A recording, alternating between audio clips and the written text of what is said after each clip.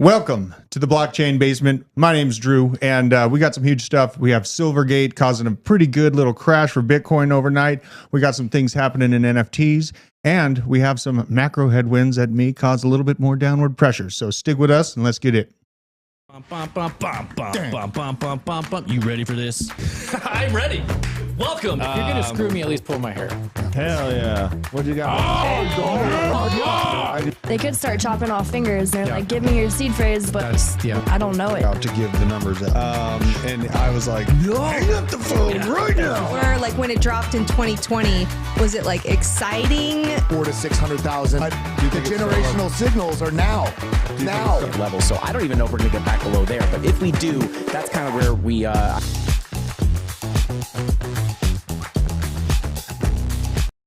Oh, yeah. Thank you for joining us. We got an all-star cast for our Fridays. We got DZ sitting at the couch here. We got Justin Williams. We got Taco, the new head of NFT Alpha, the face of it. So check him out. We'll be looking at that. And then obviously the space commander himself at the helm, BJ Biscuit Jesus. You all know him very well. Let's have a look at that beautiful face. No, thank you. No, you got to. I want to see you. Come on, on the big screen. No. There it is. You look bloated. Yeah. I feel bloated. Oh my God, you're so sweet. Thanks for noticing. Yeah. But yeah, last night, obviously, there was a really big, juicy red candle. And, you know, it was a fantastic thing. So my wife came home looking like Richard Hart to a degree with just a bunch of fancy bags. She went on an absolute shopping spree. And, you know, not to be outdone by her, I hopped on Coinbase. And before the outage comes up on March 4th, I loaded up pretty good chunk of Bitcoin and a little bit more of optimism because, you know, I got to buy the dip. Just my thing. I do expect things to get a little bit spicier, though, on the downward pressure. We might get the CME gap everyone's been talking Drew's about. wife, she's really, really nice, y'all. I know some of y'all, no one here watching has probably seen her or know who she is, but very, very nice lady, very fashionable. I know you're hearing Drew saying fancy bags. You're thinking, was it like John Deere bags with a T-shirt? No.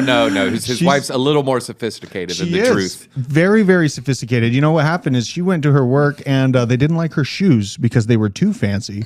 So what she did, she hopped on over to the fancy part of town in Marietta and went shopping at this bougie shop. And the shop actually ended up offering her a job as a fashion designer.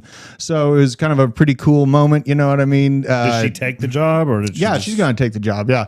It's a really cool company. You know, that she had a few hour talk with the owner there.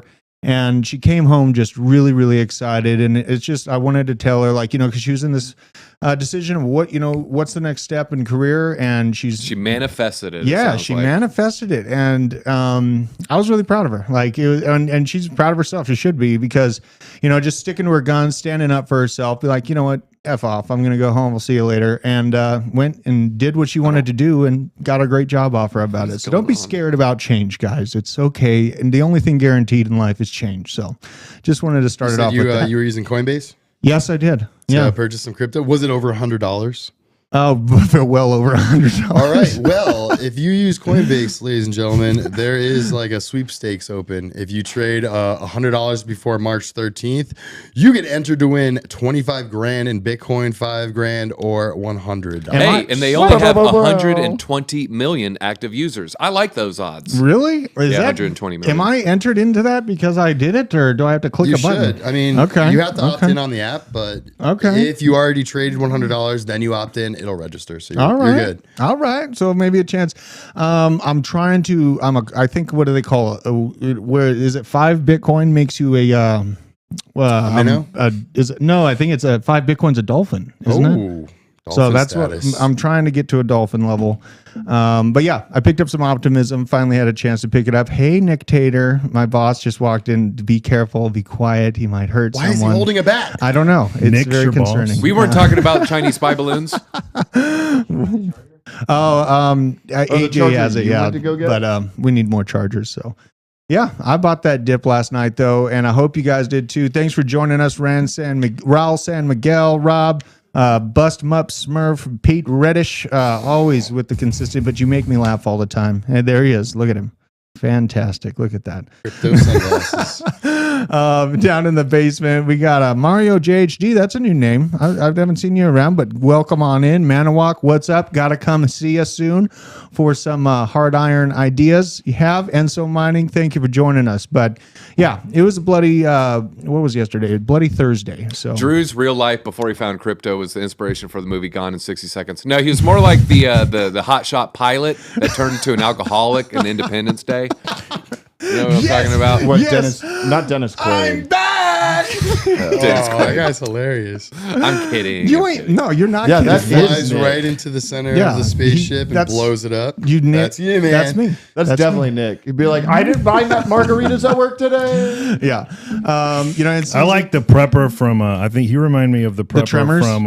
Randy Quaid. What's that show that's on now? The Last of Us. On Oh, Joel. Season Yeah. 3, the prepper. Yeah. Dude, Joel from Last of Us is. Oh no, wait, it was Bill, right? The Bill is the guy who ran into. That was.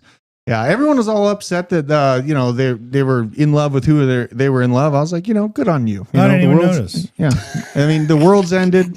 You probably were already that way to begin with. What are the chances you find another chance? Of Hey, love? you got So- to you got to find love where you can. Yeah, I Zombie mean, apocalypse. his options are limited. Sometimes it's just a bowl of That Jell-O. gnarled oak tree be looking at me funny. That's what I'm saying. Really? Yeah.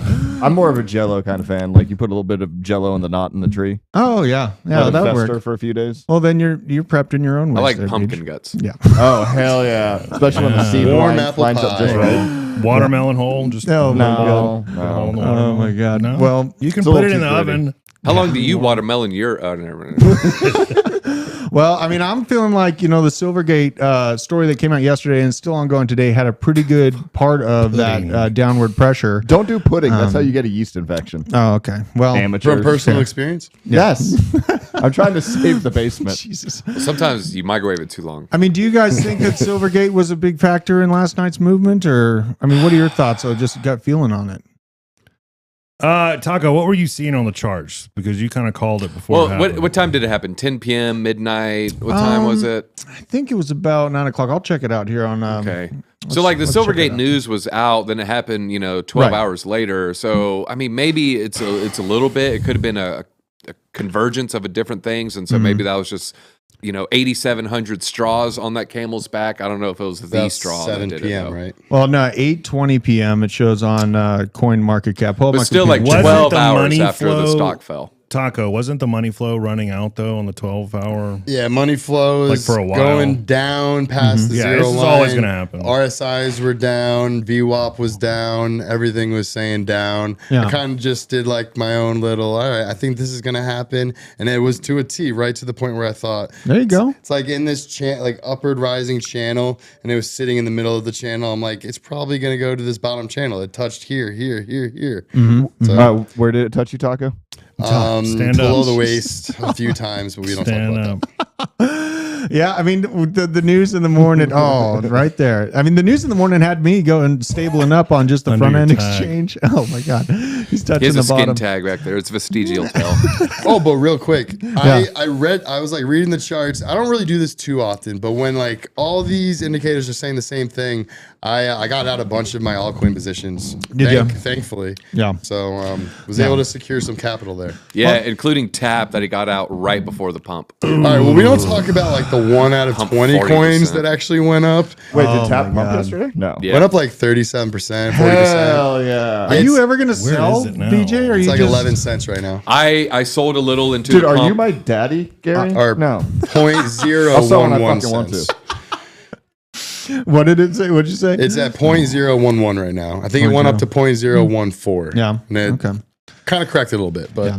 it is up. I mean, like I am still super heavily weighted in Bitcoin. I am learning. Like I have a small bag of Like DAG. heavily weighted like Johnny Saturday Night? No, Okay. not heavily weighted like that. No, Johnny's a beast. But basically, I'm learning about DAG and other types of systems that I want to be moving into later on in the year. But still really focused on stacking Bitcoin. And I did buy just a touch of the bloody Silvergate crash yesterday, and it's been pretty chaotic. It's down from where I bought. I bought it like $7. and it is at like $5 something. So SI you're talking about? Yeah, I bought that at $17. I think it was a week and a half ago. Yeah. On ATB, I was looking at the chart, and it's all DZ's fault. I'm gonna blame him. No, I'm just kidding. It's really confusing situation, because we had BlackRock coming out that they had bought, and then you have Soros bidding against it, and it seems like a little bit of maybe controlled opposition infighting going on with betting against it and for it. But we do have some new possibilities for it. But let's get into kind of the Silvergate deal here. Is Tom Crown actually in chat? He might be. Tom, give you I boy was a shout. actually just about to bring up Tom Crown's tweet about SI. Yeah? Don't say his name one more time. Okay, I'm on. Crypto Bank Silvergate. Tom Crown. Don't. Oh, there he is again. Look at that hand. He's ready to do something. That's a Bitcoin on the big gem, isn't it? Maybe. Yeah. Okay. Well, Silvergate downgraded by J.P. Morgan, Canaccord, amid doubts of firm's solvency. And Silvergate was downgraded to underweight from neutral by J.P. Morgan after the crypto bank said it was evaluating its ability to continue as a growing concern and delayed the filing of its annual report on Wednesday. So not great. J.P. Morgan notes that the recent quarter, Silvergate realized an $886 million loss from selling underwater securities, resulting in the bank's tangible book value being cut by more than half to a 12.93 per share, and that was long ago. It's trading somewhere around $5 right now. I'll probably pull that up in a minute. But short sellers appear to have contributed to the bank run of sorts, with Silvergate reporting a much greater level of deposit outflows and anticipated in the fourth quarter. This is likely to continue far into Q1 of 2023. So CoinDesk just did a really good pod on this. I was listening to it this morning. Yeah. I don't think that they're going to reach all-time highs anytime soon. I don't think, Bitcoin pump is just going to hit, those previous levels. The reason being is, they did lose Coinbase as a customer. They lost Kraken as a customer. Yep. But I'm still long-term bullish on that just because BlackRock jumped in. And so I think if BlackRock were to invest in a suite of crypto companies, they might suggest that they use Silvergate. And so BlackRock has the ability to, pump money into a Binance US, the new FTX that's going to pop up in 3 years, the next upcoming exchanges and upcoming protocols. So I'm pretty bullish just because I'm just yellow copying BlackRock, y'all. I'm not like pouring over their insights and looking at their financial records or anything. I see big money pumping into it. And I see big money pumping into it despite knowing bad news is coming on the horizon, and they still invested money into it, knowing that all this bad stuff was going to happen. And so they know all this bad stuff's happening, and yet they still invested millions. And we're talking about BlackRock. What is their long-term strategy? So I'm just copying them. Well, BlackRock, though, to be fair and to push back slightly, bring it in a little more. Why would I'm not going to talk until you bring it into my eyeball. I want right now.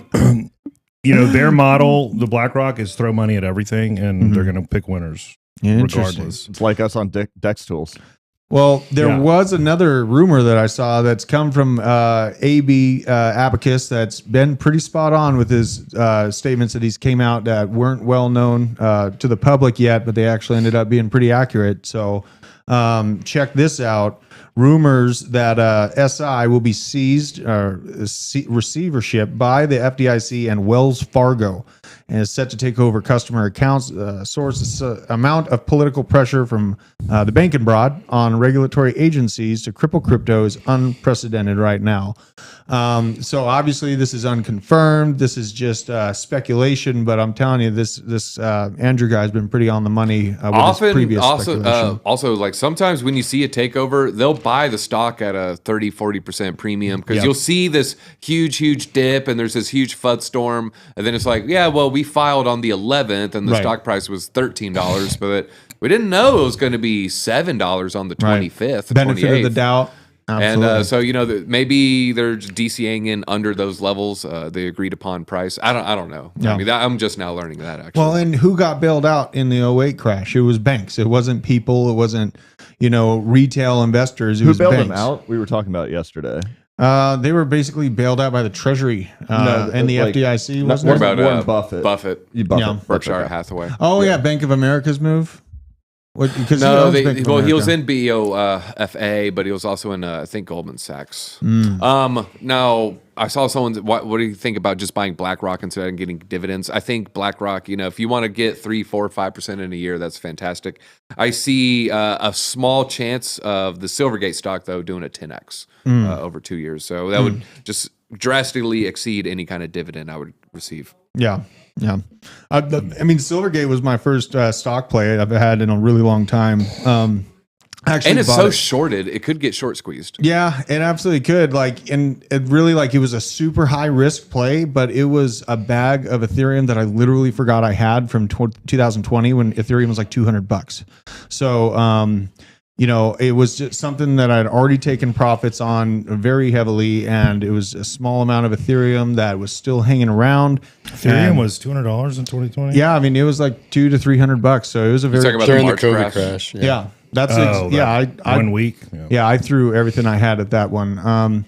Me too, dude. Yeah, there you go. See, but yeah, I mean, basically, it was just a very high risk move that I made. I'm willing to lose it, but I do see Silvergate being absorbed by some large player, and exactly as DZ said, up and comers will probably utilize the rails that's already built for the ease of access. So yeah, the SYN network seems like it's got some use case, right? Some utility, right. Yeah, man. I'm just, that's all I know is just to lean into the pain. You know what I mean? Buying the blood, even if it's my own. So yeah, I mean, basically we had that huge crash in Bitcoin you already saw, but looking at, this is kind of worth bringing up. I wanted to show this. I don't know if you can see my screen. I might have Shout out to Hudson. He just said, what a bunch of betas. Hell yeah. Who put the mirror in Hudson's office? Oh my God. Got it. Check out this buy zone graph though. I mean, this is pretty interesting to me. Get my my ugly mug out of the way here so we can see what I'm looking at here. So, here, I'll make it smaller. There, that's better. Never mind. She never not said way that. better. Yeah, I know. There you go. So basically, I just wanted to show that what we have here is we had one main buy zone right here, and then we had 3 buy zones right here. We had 2, but this secondary one was super short. There's a very short window. That was just me and you. Yeah, I mean, that was literally just me and Taco moving the markets. And then right here, we have the previous one. This is the 17K immediate crash. But secondarily, I think within that, we have the 16K dip. And so we do have the potential to get another chance at that 17, 18 mark. I wouldn't put it past the market at all from just how things look. And this, this isn't this thing is just horrendous how it doesn't catch the whole thing. But basically, this is the stock to flow. And I don't know how much I can really go off of this anymore because look at how far deviated it has become from where it traditionally had fallen. I mean, what does this graph strike you guys as? I mean, are you seeing any confidence in this graph at this point? What I see when I look at this graph is a long accumulation zone below the stock to flow. Seems like you have long periods of time where it's below to just accumulate. And then once it goes above, it seems like it's short-lived. So you should probably take profits. I mean, even these peaks are, technically this would be below. Yeah. Here's what I think. If you took that chart off of logarithmic and you looked at just the orange line, you would say, what the freak is this guy smoking? He's on crack. Yeah. He really thinks it's going that high? No. Yeah, man. I don't know if I can really, because this isn't really accounting for diminished returns. I feel like it's expectations are kind of built off of what the front end of this price action it just grows exponentially forever. It's $1 trillion by 2040. And you got to just think logically, the more money in market cap, the harder the needle is to move, I mean, we're at a $400-something billion market cap right now. I do see Bitcoin hitting, potentially 3 trillion in the next bull market, but that'd be super crazy. You have a lot of people that call for it to replace the gold. Gold is somewhere around 10 or $11 trillion market cap. And that I don't see happening in the short term, just for the fact gold is less volatile, and it's also used by countries to back their fiat currency to a degree because it has less volatility to it. You don't want Bitcoin to be backing your fiat currency and then have it do its 4-year cycle and just get crushed, and then your fiat currency gets crushed alongside it. What countries still use gold to back We know that China's been buying quite a bit of gold. But do they back it? They definitely, I know Russia and China have been buying it. Right. Who actually uses it as the backing? We don't have hard-sided details from them on if they are or not, but there's a lot of speculation that they are planning to back their digital ruble and digital yuan with it. So that's not confirmed yet, but it definitely looks that way. And America still does hold quite a bit of gold. We just did away with the gold standard so that other countries could not pull it away from us. But we still have Fort Knox. We still have our gold reserves, and we've still been building them. Wait, Biden isn't depleting that? Or is it just our petroleum? I mean, we might be giving 10% to the big guy in that situation too, but we don't have it. Who's the big guy? Isn't he only like 5'5"? Did Jed crash? Yeah, I was actually just reading that. Did the stablecoin depeg or something? So supposedly, I was just reading this on Reddit. It did not depeg. So apparently, it was just a CoinMarketCap and CoinGecko mess up. Oh, don't actually know. I was going to say, I mean, it's 400% over collateralized. That's the pretty other hard. thing I heard is somebody tried Not to sell it for possible. super cheap, and then it did exactly what it was supposed to do. Gotcha. But none of that's confirmed on my end yet. Yeah. Oh, yeah. Radio Face Cryptos. He's the one that did that lookalike video or picture of he was dressed up in pastels. He was dressed up as you, I think, on Twitter. Did you see his post? No. What? You got to go find his post, man. It is amazing. Radio Face. I remember that him and his son went shopping and they found sweatshirts that are like exactly like the ones you wear all the time with the pastel colors. Oh, okay. So, shout out to Drop you, man. your Twitter. I'll check it out. Yeah. Wait, are we cosplaying Taco now? Yeah, I mean he's got yeah, absolutely. And Taco is leading up. I'll show this too. I'll show the Jed graph here real quick so we can show what we're talking about. Definitely did. Check this out, BJ. Get my face out of here. God, I'm so ugly. Okay, so here's where it dropped down to about 96 cents on the dollar. It's right back at $1. Pretty momentary. Let's check out the all-time. But yeah, I mean that's been kind of the deepest. It's new. Yeah, it's a new coin, but that is the deepest, depeg that it's had. A little bit interesting, but it is heavily over collateralized, right? So I mean, it kind of makes sense. It was able to bounce back quickly, and then so I don't know. I have a question though. Yeah. In the chat, would you consider Jed a algorithmic stablecoin or an over collateralized stablecoin, or do you view those as the same? Both can be right. Yeah. They're both. I kind of consider it both too. I mean, it scared me a lot because it came out right when Terra crashed, or right after. So it was like super concerning, but then he quelled a lot of the reasoning for the concern by showing the over collateralization of it. So he quelled a lot of those concerns. So yeah, I mean, I'm not concerned about that coin, doing what Terra Luna did at all, but that just comes from my confidence in Charles as it is.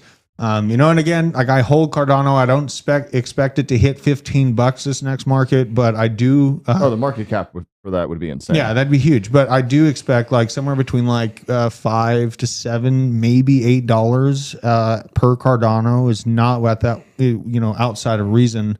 It's got a super strong community, but you guys, I mean, Justin, you've had some thoughts on actually working on Cardano. I mean, what do you think that is going to be the biggest hurdle for Cardano to overcome to really become, one of the kings of the hill here? Adoption. Thanks, Justin. No, it's I think inviting developers. I've had the privilege of talking to a lot of developers in the past 2-3 weeks, talking about several different things, mainly Cardano, and even the people that work on Cardano every day, they claim to. They know it's difficult and it's extremely hard to onboard other developers. Developers come into Cardano, they realize how difficult it is, and then they go over to other chains to work because Solidity is very similar to more common languages.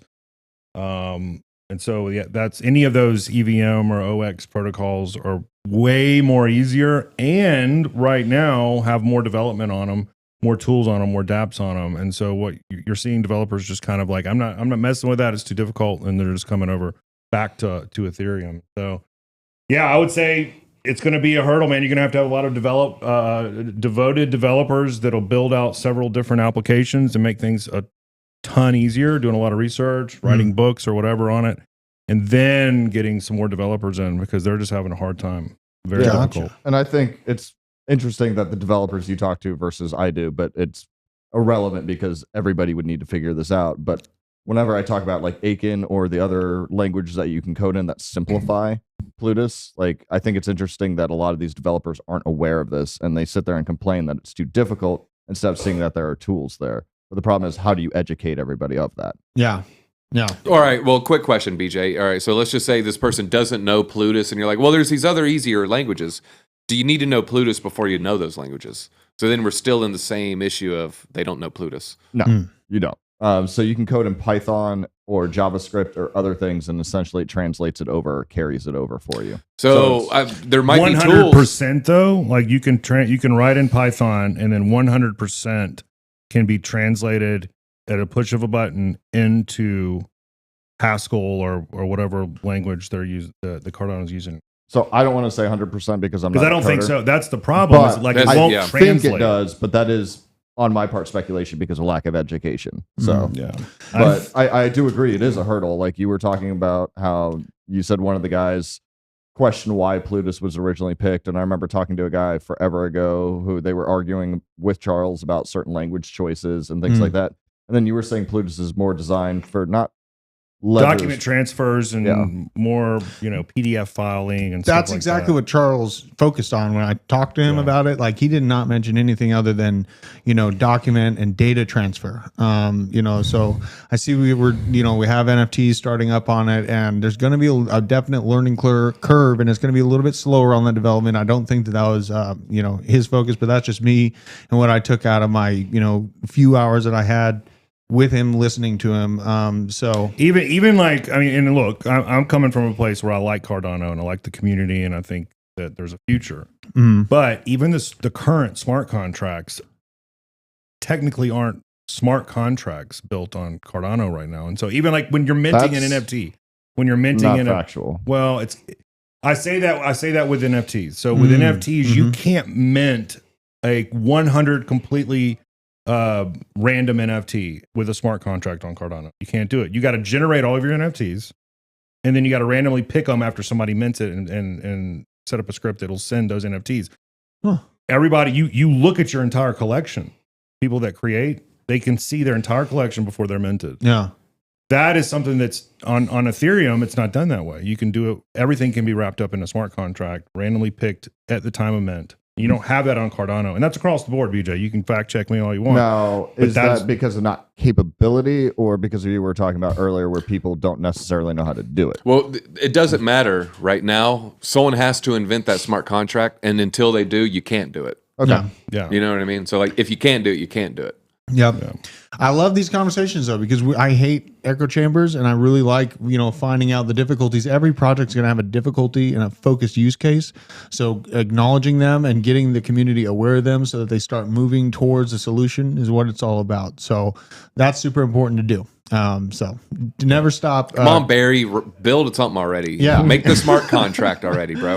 Yeah. And I don't want to get hate. I like Cardano. Go look at my Twitter. Go look at our YouTube videos. Yeah. I'm a Cardano fan. You are in a safe, speculative position. And I think that's a good place to be. Like, instead of just blindly accepting stuff. Yeah, this is a current state of where we're at right now with Cardano. This is where we're at, and this is why it's difficult. This is why people have problems. And we're building a marketplace. And I'll say this, Cardano has been the most difficult to implement into our NFT marketplace. So, there's truth to it. It's not just one developer, two developers, three. It's every developer I talk to. But are you finding Cardano developers or people who are just trying to do it because we have Cardano? We have Cardano developers. Yeah. But there's some things that can't be done on that you can do on Ethereum. You just can't do it on Cardano. Yeah. Yeah. Chemistry Bro coming in with ETH has to be generated on Primini, I think primarily as well, but depending on the render time for final image, if it was slow generation, you'd want to do it before the mint, or mint would take ages rendering each image. So the collections he's made have all been rendered fully pre-mint. So just a little bit of inside info, because I know, we have BJ running the node. Because the NFT stuff I'm not versed in at all. We have Justin, creating NFTs. So pretty important stuff. We have some news about NFTs, don't we? Hell yeah. While we're on the subject, let's get on into it. Let's check it out. So looks like NFT trading volumes hit a $2 billion mark in February. highest since the Luna crash. Thanks to Blur. There's a lot of news coming out about Blur over the last month. Thanks to two people on Blur. Really? Well, who were they again? Machi, Big Brother, and Franklin is bored. Okay. Well, I mean, according to this report, the catalyst for the huge spike is ongoing NFT market war between Yuga Labs and the loyal fans and successful launches. So, and then obviously we've had ordinals going on, but war for market share on non-fungible token space may be having a positive impact on price overall. And according to Web3 data platform DApp Radar's latest industry report, NFT trading volumes reached $2 billion in February, which is good to see. It's not dying. It's actually still there and still innovating during the bear market, which is super important to do. And the highest number since the nasty crash of Luna. Much of the surge, like Jeezy was saying, is obviously the zero-free marketplace on Blur. And let's see here. And this new bid system that they implemented, which pretty much is like, I got this from like Justin. It's like a market maker. They pool their Ethereum into a collection, and you could set offers at like, for easy numbers, let's say Bored Ape Yacht Club 70 ETH floor. You can set offers, but you have to put the ETH into the pool. Okay. So it's essentially creating like a liquidity pool. Yeah. That's pretty cool. You deposit 65 ETH and you'll say, I'll buy any of them. Or 130 and I'll buy any two. Or 4,000 or whatever that was. Yeah, and so the one guy went to sleep. They assume he went to sleep and he had over, I think, $2,000 of ETH open bids. He went to sleep and woke up 1,100 ETH more poor. And so they're just accepting. And like these floors are disappearing. And, it's just like, boom. I'm watching this tweet thread and it's like 48 seconds later, like, all right, he just got hit for 2 more. That's another 100 ETH gone. And I assume, like, he had his friends calling him or probably banging on his door, like, wake up. And so he ended up, basically, he just dumped all of those. So he injected this huge amount of volume. Within 48 hours, had sold 1,010 NFTs, over $1 million. So you see this big weekly spike of volume. It's because this dummy went to sleep trying to farm Blur Hopefully tokens. he got some good ones. You know what's crazy though? It kind of was working as intended for a little bit until it all just caught up to him all at once on that night where it was a cascading flash crash from 76 was the Bored Ape floor. I think it touched 60 and everyone was going crazy like, oh, this is terrible for NFTs, blah, blah, blah. Yeah. But if you were picking up a Bored Ape at 60 ETH, you're up 10 ETH right now. And people are talking about the whales. Franklin he was real transparent about it. He's been farming these Blur tokens, and so far in season 2, he is down 90 ETH. Yeah, Holy cow. I just sent Drew a graphic he'll bring up. Yeah, let's check this out. Check this out. This is the Blur top traders and pretty much their returns. I love Punk 9059. I mean, this is a pretty telling graph here. So top Blur airdrop farmers all have negative trading returns since season 2 began. Despite this, it's probably worth it as Blur plans to give out 800 ETH per day in Blur in season 2. We discussed this more and more on today. Yada yada. Worth 800 now. Yeah. Day 2 will be 700, then 600. See, they're so off on their metrics, like Blur's intentions. I'm sure they had that intention, but the Blur token's getting hit hard too. So is it? Yeah, because even though the vesting schedule for the community tokens are stretched out over 4 years. Yeah. The investor tokens are on a vesting schedule for the same length of time, but they're getting a linear drip every single day after, I think, the original cliff. And so and that's just some of them. I think some of them probably have even a tighter cliff, maybe a 2-week cliff or something. So you're seeing coins getting into the market on a daily basis, and you're just going to see that increase as more of these vesting schedules start unlocking. Interesting. And so you're okay. We talked about, I think last week, it opened up at $5, immediately went down sub $1, and now it's sitting at what, like 60, 70 cents? Oof. Something like that, 80 cents. Yeah, it didn't have a great price action. If they're trying to pay all this 800 ETH worth a day in Blur. No, I think that's Punk 9059 doing the math on the Blur token. Today's price, it's 800 ETH. A week ago's price, yeah. Hey, let's give Tom Crown Tom Crown is in the chat. Let's give him a wrench speech. Actually Tom Crown? I think so. I'm pretty sure. Thanks Double for the check. super chat. Double check. Make Julio. sure. Yeah, super chat's coming in right on. You're awesome. So yeah, there's definitely some interesting things happening with Blur. Hopefully their price of the token is able to rebound before they plan the release, because that'd be like a picture of oxygen to a drowning person. But like, I don't think all of us in our NFT office, we don't think it's gonna go up. Yeah. Like there's too much pressure, sell pressure. Well, I don't know if like a really what is their utility? Is there a reason to buy? I don't know. Like, is there a reason to buy it? Are they offering any kind of returns on it? Does it give you any kind of special utility by holding it? I don't know. So if you don't create that, people aren't going to just buy the token because they think it's going to go up. Yeah. If there's no reason for it to go up. And it's hard during a bear market Bitcoin. for those rallies, man. Like we're in a bear market, so you got to work really hard to get a good price pump. I think it is real Tom Crown in the chat, but thanks for joining us, Tom. I saw an a tweet earlier today, and let me know if you guys agree. No. Like OpenSea pretty much hasn't had any updates, been kind of just doing the same thing. As soon as Blur came out, in the last 2 weeks, OpenSea's had like 5 updates. They changed their layouts. They added a couple different buttons so you can view your NFTs a different way. Might be getting spurred to do some innovation because of Here's the thing. competition. OpenSea just slowly and surely just gets better and better and better and better. It is a funny tweet and it's a funny narrative, but they steadily been improving their product. Okay. There's definitely been updates.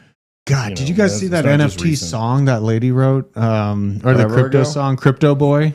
That was that came out hilarious, a but long that's time also ago. like so 2020. We all saw the ETH Denver songs, right? The videos that are hitting the internet like last 16 hours or so. No. Yeah, they're out there. It's I'll have to like, check 'em out. F SBF, F Suzu, F Zelensky. They're all trying to copy me. Dude, I want a Unbelievable. Suzu SBF celebrity deathmatch fight. Let's set it up. Who do you think would win? Put it in the chat. Who would win? SBF or Suzu? I got my money on Suzu. Yeah, once SBF starts like crying and sweating, it's gonna be hard. He's to, a like, weakling rag soy him. boy. Yeah. I mean, It'll be very it's a slippery wrap. though, but you got the hair to grab onto. I can break SBF's arm like with Yeah. my hands probably. Like, he's a It's soy boy. definitely Suzu. Oh man. Vitalik or Charles Hoskinson?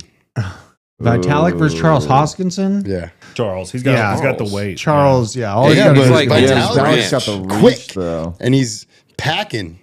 You guys remember that band picture that Yes. went around? Yeah. I have it as my Look it up. my save You have it as picture. your screensaver? Yeah. It sets you to sleep every night? Can we That's get some fantastic. eggplant emojis in chat? Yeah, please do. Well, please do. But yeah, I mean, it's hard on the Blur and NFTs making an upswing. We're in like what I'm calling the crab market, but it's still very flat line. We're going to have some negative price pressure coming up, in my opinion. A few other factors are going into that. Not only did we have Silvergate going on, but there's some things happening on the macro that aren't great. I'm not going to spend a bunch of time on this, but just show you some kind of interesting graphs. We got a lot of emojis coming in, but basically, TZ is not pleased with what? Yeah, he's just like, God damn it! What all the purple things? They're Children fine. in chat. They're fine. So check Hey, this out. I'm for reading infants story times with. Never mind. I don't need to- No, Oh God. bad DZ. Somebody get the spray bottle. Yeah. Pull this graph up though. I'm just going to show a few things on why I expect a little bit of pain for retail or just basic day-to-day people. These are total outstanding credit card balances, 99 to present. And they are definitely spiking. We also have average interest rates on those credit accounts really hitting some northward action right here. So Is that adjusted for inflation? The chart on the top left. it makes a big difference I if it don't is believe or isn't. it is. No. Well, it's going to go up and to the right, anyways. This is really random. Chemistry, bro. You're not worried about your estrogen levels because you say you eat soy all the time, vegan. Hey, I mean, if you go to the gym, that's good. But Well, it's also like, is it soy or is it heavily processed soy products? Yes, the Soy. processed Those are soy big. is Lecithin. much worse. I don't do any soy. So Like eating tofu versus the soybeans themselves. Yeah. So that raises your estrogen? yeah, Well, there's phytoestradiols that can, but once it's heavily processed, yes. Phytoestradiol. yeah, that's what happened to SBF with them titties. We had $1 for every time we talked about phytoestrogen.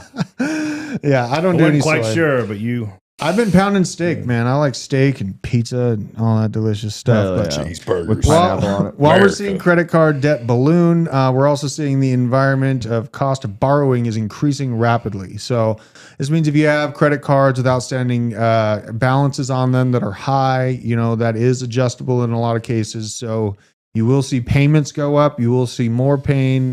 People are kind of running out of money. And now you get new car payments. We've talked about this pretty good on the basement. Be careful about these new car payments. Share of new car payments over $1,000 is absolutely skyrocketing. An average new car monthly payment, just overall average, is just under $800, which is absolutely nuts for a day-to-day person. That's that much. Yeah, it's pretty crazy. Like if you have a car that's like breaking down, like go on YouTube, figure out how to do it yourself. That's my opinion, if you can, or call someone that can, because you can do a lot of fixes yourself. There's a lot of information available to you on the interwebs. So be really careful taking the easy way out, because it might just end up crushing you. Find a picture of a Nissan Altima that's not blocking the left lane with the front passenger side bumper falling off? A missing Altima? No, Nissan.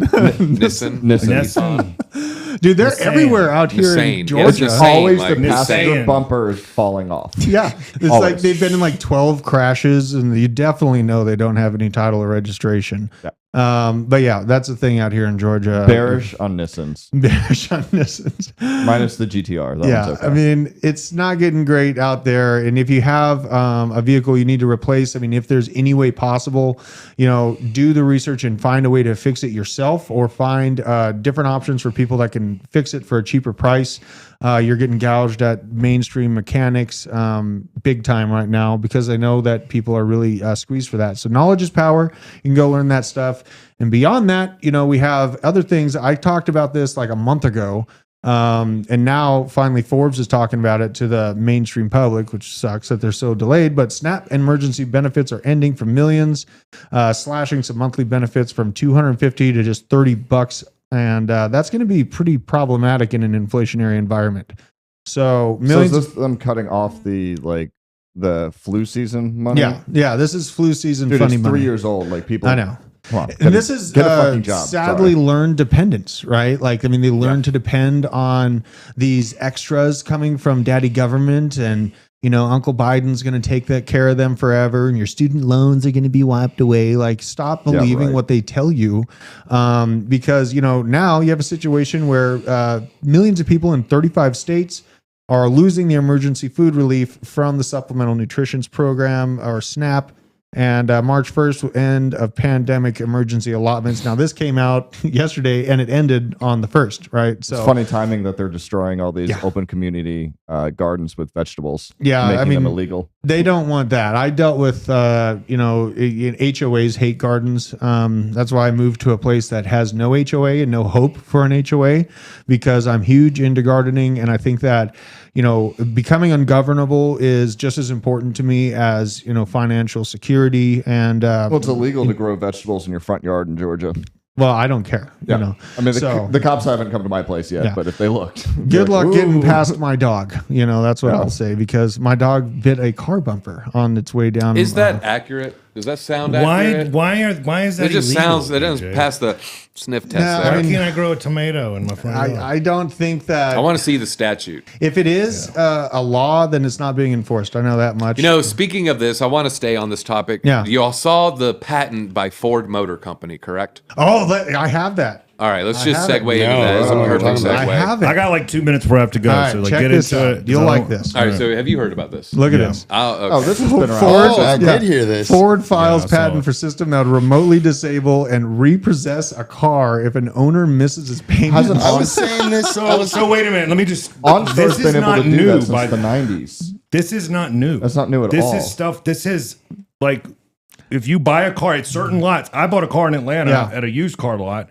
Before I pulled off the lot, this is like 10 years ago when I was a heroin addict. So it was probably because I was a heroin addict.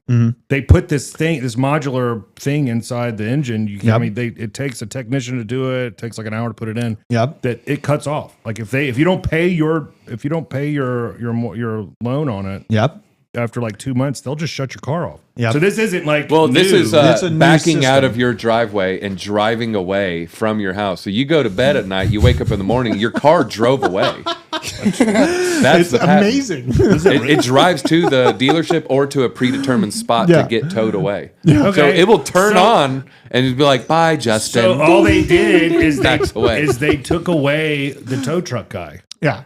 So they just took his job. Someone else is out of a job, and you're also. I'm here for Joe the plumber and Joe the tow truck driver. And Frank the tow truck driver. What are we doing to do for them? I'm fighting for them. Yeah, all right. Thanks for joining us here, man. Yeah, but imagine you are laid on your library book, and then they drive your car. No, the book walks. What if they commandeer it while you're in the Oh my God, that would be amazing. Oh, why am I at the police station? That's why you go in the gas station. Your kid's in the back seat. Mama. I mean, this just ties into automating controls and systems for the government to enforce these types of things on us is not healthy for us as a society. I know that there needs to be a CBDC. I know that there's certain aspects of society that are going to be greatly improved by technology. But this ain't it, right? And I essentially, on the side of someone asked about used vehicles in the chat. I can't remember who it was, but I've been talking about Carvana for a long time. And if you guys just be patient and keep your vehicles running through this crab market, take advantage of Carvana when they fall on their face, because I see them already liquidating. And, people are asking about the prices. Several questions. Totoro just kind of asked one: how do negative rates, consumer late payments affect market prices? Please, someone else asking. We talk about used car prices. Prices are about to plummet. It's about to get really bad. Yeah. The new inventory on lots, there's aerial footage that's pretty stark. If you look at this period 24 months ago, 12 months ago versus today, it was empty lots, and now they're all full and they can't get rid of any inventory. Yes. Also, you have people, there's a underreported thing, is a pretty good tweet thread about it. You have 2 car payments and, you're doing fine, and you're going to stop paying one once your SNAP benefits are ending and your credit card interest payments are ballooning. Right. And so now you're looking at your 2 car payments, and you're going to not pay the one that is newest. So ask yourself at home, you got one that's 12 months away and one that's 48 months away. You're going to say, well, let's go ahead and finish the one that's 12 months away. Let's just get rid of the brand new one we bought 2 years ago. So there's going to be a huge influx of repossessions and defaulted car loans on the horizon. It's ticking up very steadily, and some are predicting a cliff. I don't know if that's going to happen. You are seeing a confluence of stuff like the food stamp, so it could happen. Just be careful. Now is not the time to buy a vehicle. It hasn't been the time to buy a vehicle. I think we are at 6 months of price declines at this point. Yeah, I do see that, and the auctions overflowing and not having any purchasers is also a big factor in this. It's not profitable for a dealership to purchase these auction vehicles at this moment in time, because the auction's trying to sell it for exactly the same amount of money or even more than the dealership will be able to resell it for. So there's no point in them purchasing it and transferring it around if they're not going to make any money. Now, as you go on a year or two, the cars are getting beat down by the weather. They have absolutely no one purchasing. There's going to be a breaking point, and we see it happening with Carvana. So, just be patient on the car market in and of itself, because I see, this is my prediction at least, is that once we hit our next, all-time high in crypto markets, we're going to see car prices crash, I feel like. And I do believe that the purchasing for vehicles and, slightly homes is going to be a lot cheaper. So that's what my plan is to be moving out of my crypto bags into a larger home and upgrading my vehicle fleet. I paid off my vehicles in the last bull market, and I purchased a portion of my home with those. And now I'm going to rinse and repeat that process, because translating crypto into hard, tangible goods has done me personally a great deal of good. And I would definitely suggest that anyone that's watching this to consider that as a possibility, because things come in ebbs and flows. But these types of tangible goods, they have a value. You can drive the vehicle, you can live in the home, you can't live in Bitcoin. So yeah, I'm also waiting to buy a Tesla, and so. Are you? I saw some. Was it? Are they considering looking at magnetic engines? I believe that. What do you mean by that? I don't know. What that is literally how an electric engine works. I know. I want to look it up, but it's copper wire and magnets. It's not. It's less involvement with lithium and cobalt, I believe. Let me see. Yeah, but the lithium's the battery cell. Yeah. Let me see if I can find it. I know they're changing the voltage. BJ, I don't know if you saw anything about that. Elon tweeted about moving to, I think, 48 volts. Decreases the amount of copper they need. It's like they need 1/4 as much. Okay. Didn't Elon buy a shit ton of copper? Well, we have inside knowledge that he bought a whole bunch of nickel. Oh, it was nickel. Okay. See, more hard goods are valuable. Yeah. We know the guy that sold the building to Elon that stores his nickel. It was at the time the largest building in all of Texas. Whoa. I think the Gigafactory surpassed it. It was some sort of storage facility for something, and Elon bought it from him to store a bunch of nickel he's been accumulating. Okay. And that same guy, he is bullish on Mina. Mina, Yeah. M-I-N-A. I got just a I touch. yellowed some because he's freaking really, really rich. I bought just a touch after you guys were talking to him. Again, but I'm only, it's my pinky nail that I'm involved with these ZK rollups and stuff in comparison to my Bitcoin. Still a huge fan of Bitcoin. Also, I brought up that on my ledger, I had a scammy NFT come from Polygon, and I found out you can just hide the account, delete the account off your ledger, and it can't mess with you. Don't plug in, don't click on it or anything like that. So I saw a message in the chat. I think it was at the beginning of the week. And I dealt with that on mine last night. Basically, you just go into the accounts and delete the entire account. So that's how you kind of protect yourself if you see those kind of scammy things come to your ledger, because I did it last night. Can you bring up OpenSea's homepage? Yeah, sure. Let's go. For all you guys in the chat, this is a open edition. What the hell is from Creature World. Okay. It's called Crowds. So click on that. Okay. Don't click on it. This looks like the supermarket during flu season. Let's check it out. This looks like scroll last down time I a little took bit. DMT. I'm curious. I believe they've already minted like 25,000. Okay. Go to the left a little bit. Wait, go Okay. up. And then it's like getting It's cut right off. there on the left. Oh. Edition. We see the end of it. What does that say?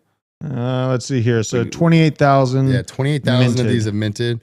It's only 0.029 ETH. It's like $45. Okay. And I mean, they have like a little bit of a rarity system to them. So if you get like a single color, I believe those are the rarest. Mhm. And then it goes like 2 colors, 3, 4, and then 5 colors is the least rarest.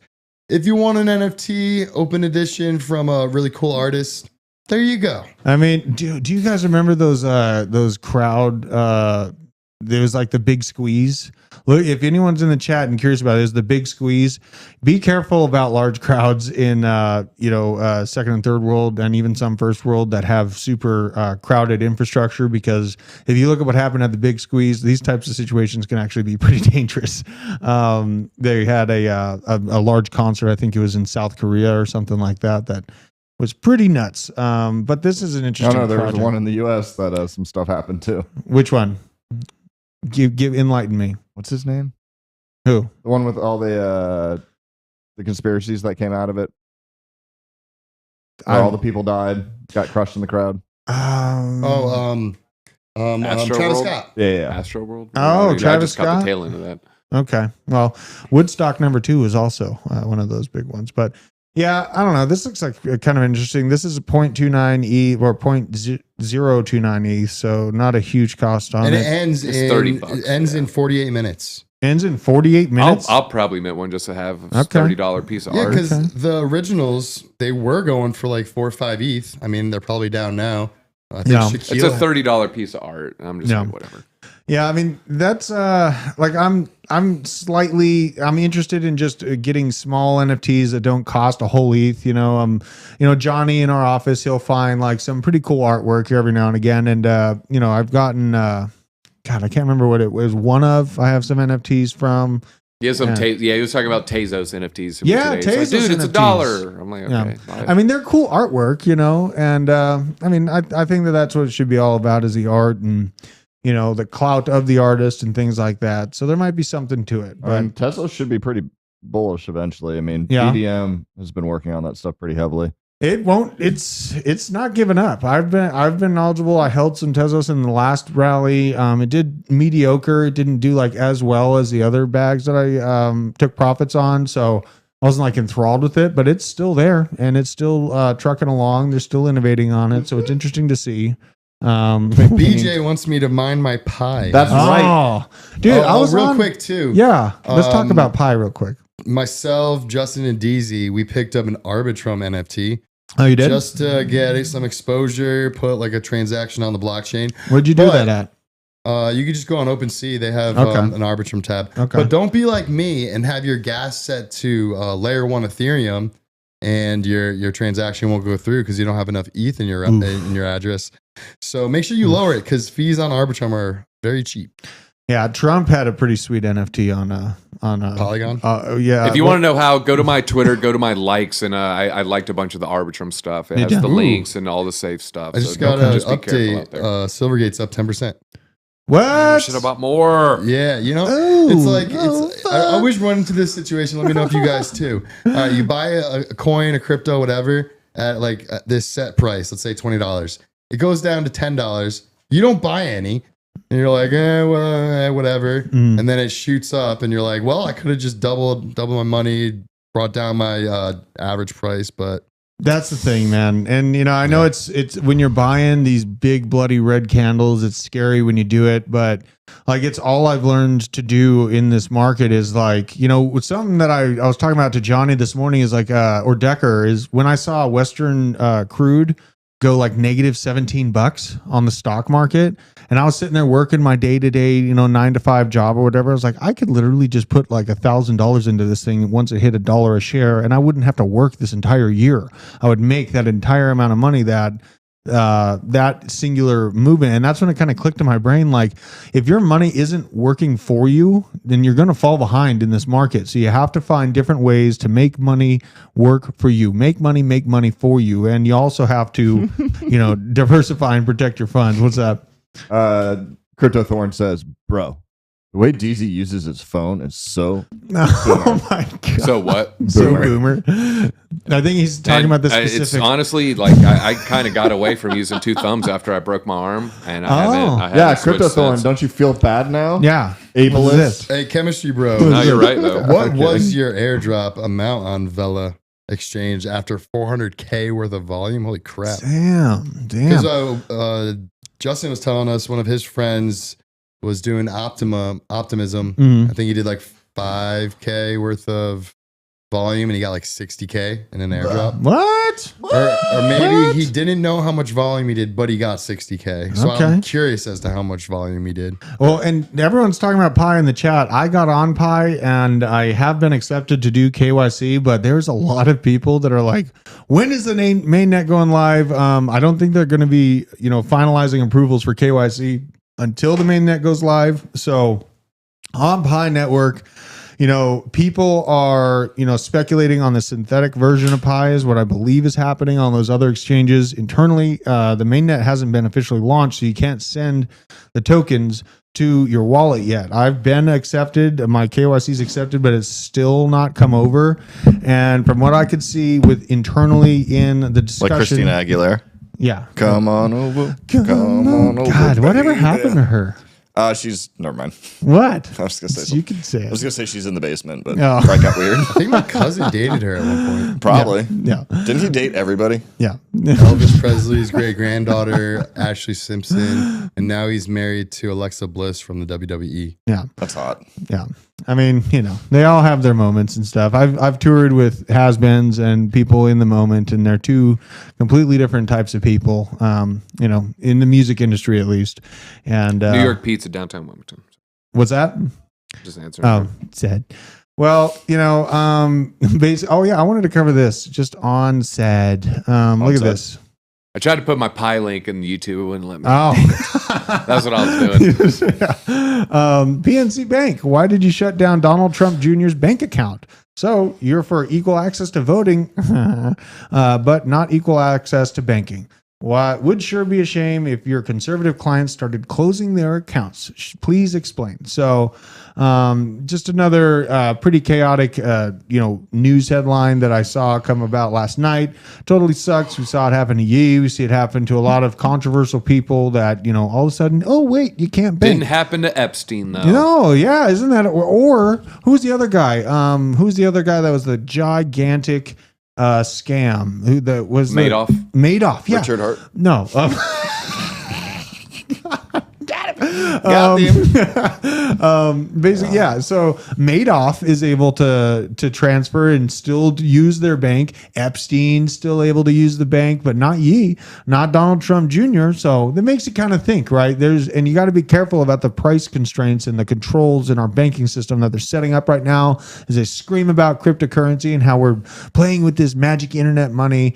But yeah, and then they're trying to control the on and off ramps. I think that's exactly what this Project Choke Point. I think is Project Choke Point is going on that we've been talking about for a while.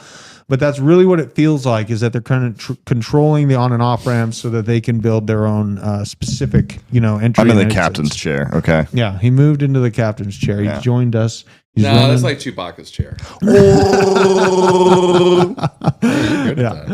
Yeah, but I don't know. Like this is the types of things that we need to be reminded of. And I don't come from a situation like I was the only person that knew about cryptocurrencies back in Colorado. I had a lot of friends that were very, let's just say, red. And the idea of controlling your value by what you think was a very dangerous idea, especially during flu season, because they were trying to tell us to carry around paperwork so we could go to work and do all these different things. None of us did any of it. But the fact that they would have the gall to ask us to do that set a precedent for what's likely to come. As the government gets bigger and bigger, they're going to be trying to do more and more. So we need to shrink the government to the best of our abilities, legislatively, in a reasonable talking manner, because once talking stops, chaos begins. And so if they blindly roll out this CBDC thing, it's going to be a very red and wet experience for those that try to do it. And I would highly suggest against doing that. Talk to your constituents, talk to the people that you're supposed to represent, answer their emails, answer their phone calls, and give concise answers to what you actually plan to do, and take their advice, because we are in America. I mean, yeah, we've been half lulled to sleep by the convenience of product and your day-to-day life and just going to and from work, but flu season woke up a lot of people to the fact that might go away. What's that? Not enough people. I don't know. I've met quite a few that are like-minded to me, and which is great. I mean, that's kind of the nice thing with this chat and other things. It's like, again, as we've discussed a million times, it doesn't matter whether or not you agree with people, as long as you're willing to have open debates and open narratives. Yeah, that's kind of the important thing. Absolutely. Big Dog Crypto. Are you talking about the little profile that you can enter if you just click that button on your MetaMask? It brings you to a nice web page, shows all your chains. Is that what you're talking about? Because I love it. It's awesome. Okay. Are you talking MetaMask? Are you talking about MetaMask portfolios for NFTs? No, well, yeah, they profile. You could see your NFTs as well, but you can see all the cryptos you have on every exchange. That's awesome. That's a cool little emoji. I mean, that's pretty cool. That's amazing. Did they custom do that or something? That's you. DZ's. Oh, DZ's up in the chat. Okay. Well, also, DZ's been talking about TikTok getting banned. Do you think TikTok's going to get banned for real, D? Yes. Okay. It needs to be. Yeah. It's already being banned by government officials. I just actually posted on a reply to Wendy. Wendy O. She said something about should TikTok really be banned? I can't recall the exact language she used, but yeah, I've said this before. I'll paint it again. Here's the worst case scenario for TikTok. It's not, it's bad for kids' brains and this and that. That's not the main issue. When you're a government official, the main issue is Congress people and military leaders that are high levels, their children having TikTok. Now, TikTok has access to their camera roll. TikTok has access to their microphone. So imagine you're a 4-star general and your daughter lives with you. Yep. And so you might turn on the microphone to listen to you, or you might just download and steal all her nude photos and then blackmail you and say, you need to vote this way or act this way, or we're going to put your daughter's nudes all over the internet. It's blackmail. It's compromise. I feel like a lot of people don't talk enough. Like the ELUA gives them full access to all your cookies and all your logins. Yeah. So they can log into your Gmail. They can log into everything, post emails through you. And if you were like, hey, I didn't give you permission, it's like, no, you absolutely did. Wow. Like that's where I think there's a huge issue that nobody talks let's about. Let's go ahead and delete my account right now. Yeah, like why do you have it? I mean, I had it for prepping videos, and But see, here's the thing: is you delete your account, they still have all those access codes. Yeah. So you need to delete the account and change all your passwords. Oh, I will. Yeah. I'm gonna go ahead. Real quick, Manly Crypto. The efficacy dropped every month. And so that's the issue. Yeah. So that's to your point. Oh God, I want to talk really about good this. in the beginning as it evolved. The efficacy it was. Oh God. Talk about it. Let's hear it. But BJ, in a vacuum, the efficacy diminishes over time as the virus evolves. Correct? Yes. Okay, that's all I'm saying. Yeah, but also efficacy was an ambiguous term. Like I posted forever ago, what do you think efficacy means? And I basically asked 98% of people get immunity versus 98% Well, let's of just people. say I never said efficacy. The effectiveness. No. That was the term they used. I know, but yes, it massively drops, and there's a lot of other. We get sidetracked on definitions and stuff. So I was just trying to get the point out that it doesn't work as good. Also, the words that they played with is what fooled a lot of people because again, the efficacy was based off of not immunity. Oh yeah, look at Fauci's testimony with Rand Paul. You know, he uses certain words, and you're like, okay, maybe the way you are we allowed to talk about this? Sure. I want to go on. The FBI is talking about it now. Like, what's his face? The Rants don't want to go on. I meant more about the funding, like the language he uses for funding. It's like, okay, maybe in that technical way, you just spelled it out. Like, you didn't sign the check. Well, the funniest is there's certain glycoproteins that were very specific to said thing we're talking about. And there was a doctor that was laying it out in front of the F-man and was like, it's very interesting that the shape of these glycoproteins weren't natural and only occur in this one paper that you were connected to. No one cared when it came out. That, do you see this being stepwise evolution from this to this? And he's like, I don't know what paper you're talking about. He's like, this paper right here. He's like, I don't know which paper you're talking about or what glycoproteins you're talking about. But you're like, this. Be like, I don't know what you're talking about. You're like, Jesus. Yeah. Well, at least they're starting to acknowledge it. Dodging. I know they dodged it super hard, super aggravating. I think the most aggravating thing for me is like, people, in research or whatever, they're all coming out and be like, hey, oh my God, this is breaking news, you guys. It's like, we've been screaming this from the top of the mountain. We've been being shut down, throttled. I can't even get back on Facebook. Like, I've created new phone numbers, new emails, everything. They won't let me back on because of talking about these things. And now all these people that are supposedly intelligent coming at me and saying, this is brand new information. It's like, no, you don't have any ability to absorb information. You don't hear the words that are coming out of my mouth because it doesn't fit your particular narrative. I think that's the most aggravating thing for me. Jimmy Kimmel's whole song and dance was just very disturbing. Was so whack. It was just like, how far was Pfizer's hand up his ass? That is what annoyed me is like with a lot of things where people were like, okay, I want to see proof of vaccination or negative COVID tests. So what I was telling everybody, I was like, well, why don't we test for immunity? So IgG, IgA, B cell, and T cell presence. Yeah. So that because those first two things, those people are there. I don't know whether you have it, can spread it, or anything else. Versus if you have immunity, I know you can't catch it and I can't spread it. And then everyone's like, well, that's not how it works. It's like, I think everybody's here. We're all smart. We're all on the same page. Yeah. What do we? And now I'll shut up. Sorry. No, it's all right. I mean, I'm trying to bite my tongue as much as possible. It's worth bringing up. It's a thing that's going on. At least a little bit of darkness is coming to light. We have more companies being banned, as far as U.S. Trading now too. Or not U.S. companies, Chinese companies. So U.S. adds 37 Chinese and Russian entities to trade blacklist. It's just a snippet of it. More to come. The United States is adding these 37 companies to its trade blacklist for activities including contributing to the Russian army, supporting Chinese military, and facilitating or engaging in human rights abuses in Myanmar and China, the Commerce Department said on Thursday. So, I know a lot of people are thinking that, this stuff is going to kind of go away and be just a non-issue, something that's across the pond. I disagree with that sentiment, very respectfully disagree with that sentiment. I don't think that this is going to go away. I feel like flu season was the first shot of what we are seeing roll out over the next 10 years. And this is just another piece of the pie, so to speak. So, and then if you want to hear me, rant and be crazy and very direct about these things, you can go here. I only have 70 people that follow this, but I get a lot of engagement. And this is my latest video that did pretty good about Crypto Dirtbag himself. Here's the Lizard Man in all of his glory. And I have more to come. I know why a teenage dirtbag is stuck in my head. It's because you're just a crypto dirtbag. Yeah, I'm just I woke up this morning, I'm like, Gary. Yeah. Why is that stuck in my head? It makes perfect sense. Dude, that Crypto Boy was stuck. I know it's very 2020, but Crypto Boy was definitely stuck in my head after watching that video. It's a good one. Yeah, I thought it was a really good one. But next one to come, Man of Constant Borrow. So stick around for that. And with that, I mean, I think we've done a pretty good job.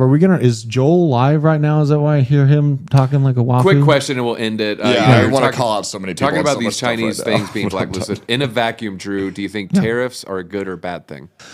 Oh man, I think that a world economy that is built upon global transfer of goods is what makes it a bad thing, because then you have the immediate ability to constrain entire civilizations from the ability to have access to the food that they're used to buying at that certain level. So you level. think the trade-off of cheaper goods is not worth the loss of national security? Correct. That's a valid point. Correct. It's not a black or white answer. No. It's definitely it's yeah, degrees. and I'm of the opinion like socialism, like it is in a tiny little community, in a very small community that is not over 1,000 people. I think it's a very helpful situation. But once you start connecting your populations to millions of other people, you have completely different ideas on the other side of the mountains as the people on this side. Then it gets very, very dangerous, and actually is a death sentence in that situation. So I think it's a very slippery slope. We try to, put these blanket statements over, this is going to work for everyone. I don't see the same thing. Nothing works for everyone. No, nothing works for everyone. Even talking about the other thing that we were talking about. Yeah, exactly, man. Like, because I'm not in a city center. I'm not in a Tokyo train with 800 people inside of a singular car trying to go to work. I don't have to deal with being in that close proximity. But it's just there's no one perfect singular solution for everybody. We have to keep that in mind. You have to keep an open heart to people that have those opinions, and keep the ability to learn and listen to them available, because once you lose that, man, you lose a lot of yourself, and you lose a lot of logical thinking skills when you end up in that situation. So I don't know what Rose is. Yeah, I think that's a fair point. I kind of lean towards I'm not for tariffs. I'm kind of against them. Yeah. But it's a hard. It's a hard weapon. topic because it's very nuanced. You can look at your iPhone or you got your phone in your pocket. Mm-hmm. We saw with Taiwan the dangers of having too much reliance on one country. But then do you want to increase the odds? Like, hey, I'll always have an iPhone, but now iPhones cost $500 extra because we had to put a tariff on Taiwanese imports, and now it's more secure. Like, there's 3 places making the chips instead of 1, but now it's $500 more expensive. Yeah, very fair. I think they're referring to Oasis Network. That was the coin Mike was talking about from Kraken. What's it doing? Zero opinion. I don't know anything about it. Yeah, it's been on Coinbase for forever, right? Yeah, you could get it on Coinbase. We went into a rabbit hole, so thank you guys for sticking with us on it. It was a pretty fun show. I had fun. Yeah. But next week I'm going to be finding a place to fit in a lot of layer 0 projects. I'm sure we'll be talking layer 2. Who in the hell just showed up on there? That guy is looking crazy. Purple mustache. So looks like Hulk Hogan. Looks like a Clash of Clans character that went woke. It's a woke Clash of Clans character. Jesus. It's Chaz, and it's Antifa clan. Be careful, guys. He goes by they, them. Most toxic, most brightly colored. He doesn't build walls. He breaks them down. Most brightly colored animals in nature are poisonous and toxic. So be careful out there. And with that, let's go raid Joel. And I hope you all have a fantastic weekend. All right. Take care. Bye-bye.